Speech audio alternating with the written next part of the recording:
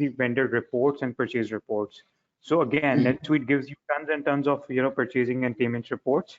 So we can go in reports, scroll down over here, and you have your purchases.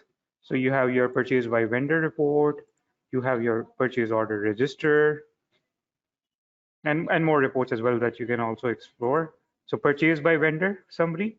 So based on the from date, to date, and the subsidiary, you can see the summary of the purchases that you have done with a particular vendor.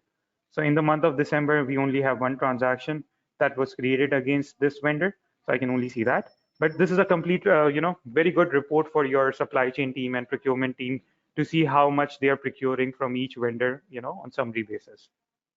And then you have your open purchase order list.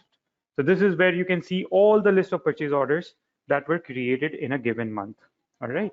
So again, a very good report from the procurement perspective. And then last but not the least, we have some vendors and payables reports.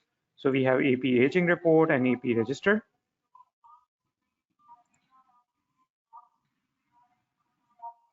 So this is, a very crucial and very important report from financial perspective, AP aging report.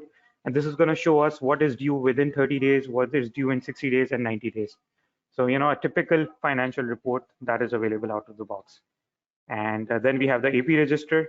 So based on the from date to date, you can see what AP transactions that you have done in the particular month. So very relevant from the finance team perspective. Okay.